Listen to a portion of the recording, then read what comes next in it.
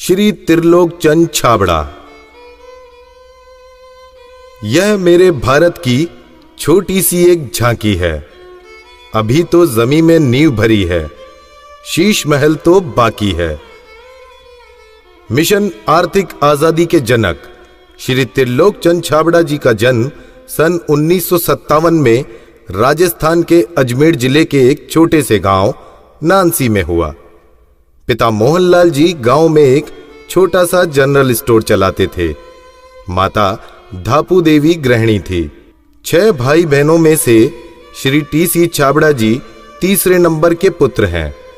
अपनी प्रारंभिक शिक्षा इन्होंने अपने गांव में और उच्च शिक्षा जयपुर में पूरी की।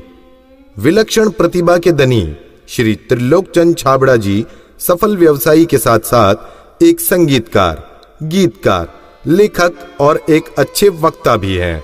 मेरी शादी बचपन में जल्दी हो गई थी और 77 में हुई और बहुत ही सरल और स्वभाव के और अच्छे स्वभाव के मुझे मेरे हस्बैंड मिले। हम एक भिलवाड़ा आए और फिर 2000 में ये जो सिस्टम है आरसीएम चालू किया। आई वॉज 18 ईयर्स जब आरसीएम की शुरुआत हुई और हमारे सामने ये सब चीज़ें हो रही थी जब हम एजुकेशन में थे और हमारे पापा ने बिज़नेस स्टार्ट किया था और वो शुरू से बहुत ही सिंपल पर्सन रहे, तो उनका जो स्टाइल ऑफ बिज़नेस था वो भी बहुत सिंपल था। But at the same time वो ये जो उनका एक प्रिंसिपल है कि things should be in a very organised manner. Trilok Chand Chhabra ji को मैं लगभग पिछले 27 सालों से जानता हूँ और उनके सानिध्य में मैंने काम भी किया है। छाबड़ा जी की जो सबसे पहली क्वालिटी है कि या तो लोगों पे जिन लोगों पे भी जो विश्वास करते हैं उन लोगों पर पूरा बिलीव करते हैं, और दूसरे उनकी जो क्वालिटी है कि वो किसी काम को करने की जब ठान लेते हैं तो उस काम को किसी भी हालात में उसको पूरा करते हैं। जब ये चालू किया था आरसीएम, उससे कुछ समय पहले कुछ सिस्टम यहाँ हिंदुस्तान में चलते थे जो जानकारी में आए, तो एक दिमाग में पता नहीं एकदम विचार से आया कि ये तो बड़ा सुंदर सिस्टम है।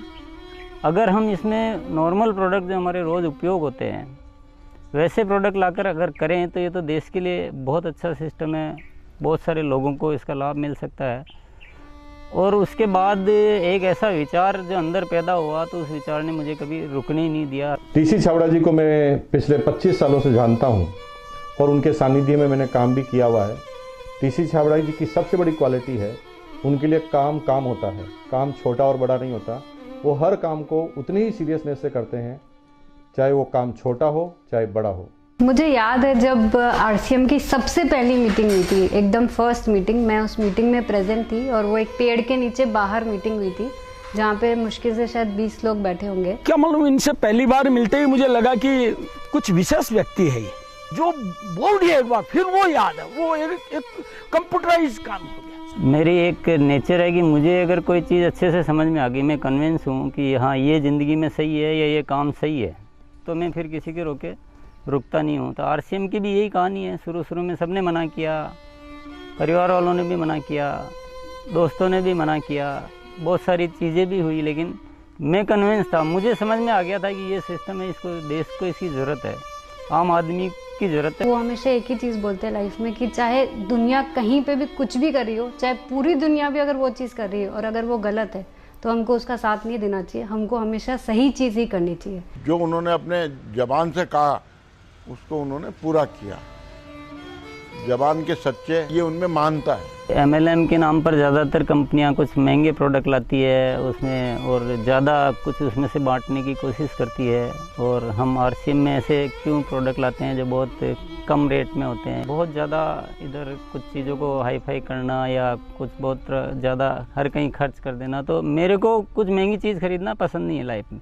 तो मेरे को जो पसंद नहीं है मैं बेच कैसे सकता हूँ। हमारे हिंदुस्तान का मिशन मंगल इसका एक बहुत बढ़िया उदाहरण है कि उन्होंने उस पर्टिकुलर बजट में उनको बनाने की सोचा तो उन्होंने वो चीज़ बना कर दी। ये कोई भी वादा करते हैं वो पूरा करते हैं और इन्होंने जो सोच लिया कि मुझे ये काम करना है वो करके रहते हैं, और इन्होंने जो भी सोचा ईमानदारी से कर रहे हैं पूरा। बहुत सारी चुनौतियाँ आई इस काम को करते हुए। बहुत सारे लोगों ने साथ निभाने का वादा किया, साथ चले, काम को आगे बढ़ाया, फिर उनके मन में पता नहीं क्या लालच आया तो उन्होंने पूरा बाहर जाकर एक नई कंपनी शुरुआत की और पूरा आरसीएम पर अटैक करना चाहिए और आरसीएम के सारे लोगों को, सारे सिस्टम को तोड़ने की एक बार नहीं कई बार बार ऐसे प्रयास हुए कि जब ऐसी घटना हुई है तब आरसीएम में बड़े निर्णय हुए हैं।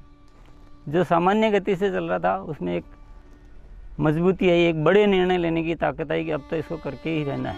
वो बहुत कम बोलते हैं और बोलते हैं वो एकदम सत्य और सीमित मात्रा में। डायरेक्ट सेलिंग सिस्टम में एक बहुत बड़ी बात सीखने को मिली कि लोगों को कभी भी आप ओवर कमिटमेंट मत करो। 2011 में जो हमारे साथ में ये गवर्नमेंट का हुआ उसमें बहुत अलग हमारे पर इफ़ेक्ट हुआ उस चीज़ का कि ये भी होता है क्या लाइफ में ऐसा। और वो ये जो एक फेज़ था वो बिल्कुल बहुत कठिनाई का दौर था, बहुत ख़राब स्थिति से हमें गुजरना पड़ा। मेरे परिवार पर संकट आए और परिवार से ज़्यादा जो हमारे जो टीम है, हमारे जो इतना बड़ा हिंदुस्तान में परिवार बन चुका था, उसको सबको दिक्कतें आई। लेकिन एक मन में विश्वास था कि आखिर जो सत्य वो तो सामने आएगा। ऐसा ट्रैजिक पीरियड आया था कि पूरी दुनिया ने ही बोल सकते साथ छोड़ दिया। इनफैक्ट जो एकदम अपने बोलने के लिए होते हैं उन लोगों ने भी साथ छोड़ दिया।